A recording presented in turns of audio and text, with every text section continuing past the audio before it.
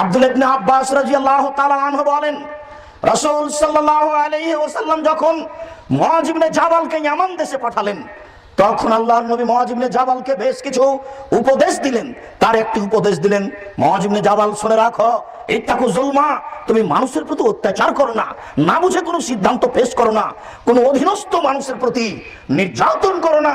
মনে রাখো, ফাইন্নাহু লাইসা বাইনাহু ওয়া বাইনাল্লাহি হিজাব, যদি কার প্রতি অত্যাচার করো তাহলে তার মাঝে আর আল্লাহর মাঝে কোনো অন্তরাল আর থাকে না। অত্যাচারিত ব্যক্তি আল্লাহর দরবারে যা বলবে তাই কবুল হয়ে যাবে। অত্যাচারিত ব্যক্তি আল্লাহর দরবারে যা বলবে তাই কবুল হয়ে যাবে। তার কথার মাঝে আর আল্লাহর মাঝে কোনো অন্তরাল নেই, কোনো আর নেই। অতএব তুমি মানুষের প্রতি নির্যাতন করা থেকে সাবধান থাকো, হুঁশিয়ার থাকো। উকবা ইবনে আমির আল-জুহানী রাদিয়াল্লাহু তাআলা আনহু বলেন, রাসূল সাল্লাল্লাহু আলাইহি ওয়াসাল্লাম বলেছেন, ইত্তাকু যুলমা, পৃথিবীর মানুষ তোমরা নির্যাতন করা থেকে বেঁচে থাকো, অত্যাচার করা থেকে বেঁচে থাকো।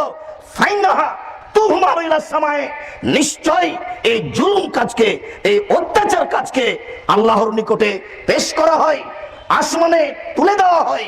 ফাইন্নাহা শারারাতুন, এই অত্যাচারিত ব্যক্তির যা কথা, যা আত্মনাদ উপরে পেশ করা হয় তা একবারে আগুনের স্ফুলিঙ্গের মতো, আগুন যেমন চিটকে দূরে চলে যায়, ঠিক তার কথাটা, অত্যাচারিত ব্যক্তির কথাটা আল্লাহর কাছে ওইভাবে পৌঁছে যায়। অতএব পৃথিবীর মানুষ তোমরা মানুষের প্রতি অত্যাচার করা থেকে বেঁচে থাকো, সাবধান থাকো।